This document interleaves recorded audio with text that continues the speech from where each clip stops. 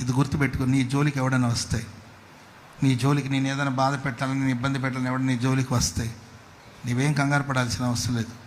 వాళ్ళే అంటారు, ఒరే బాబు వాడి పక్షాన దేవుడు యుద్ధం చేస్తున్నాడు. చెప్పండి కూడా మొదలుపెట్టి, వాడి పక్షాన దేవుడు, వాడు యుద్ధం చేయాల్సిన అవసరం లేదు. వాడేంటో మౌనంగా ఉన్నాడు, వాడికి ఎన్ని కష్టాలు వచ్చిన మౌనంగా ఉన్నాడు. ఏంటమ్మా నీ మౌనంగా ఉంటే ఇట్ట ముచ్చుగా ఉంటే ఎట్ట తల్లి, మహాతల్లిలాగా ఉన్నావు, మాట్లాడి నోరుందిగా, మాట్లాడొచ్చు కదా. నువ్వు మాట్లాడకపోతే ఎట్లా? వాళ్ళు నిజమే అనుకుంటారు కదా. నువ్వు మాట్లాడకపోతే నిజమే అనుకుంటారు. పిచ్చిదన్నా మాట్లాడు, ఇప్పుడు మాట్లాడకపోతే ఎప్పుడు మాట్లాడు. నేను మాట్లాడాల్సిన అవసరం లేదు. నేను మాట్లాడితే నా గొంతు ఎంత పీల గొంతు, నా గొంతు పిచ్చుక గొంతు. నేనేం మాట్లాడతాను? నా పక్షాన నా దేవుడు నిలబడి మాట్లాడబోతున్నాడు. నా దేవుడు గర్జించబోతున్నాడు. నా దేవుడు గర్జించబోతున్నాడు. శత్రులు అంటారు వాడు యుద్ధం చేస్తున్నాడని కాదు, వారి పక్షాన దేవుడు యుద్ధం చేస్తున్నాడు. చెప్పండి కూడా మొదలు గట్టిగా, పారిపోదాం రండి, పారిపోదాం.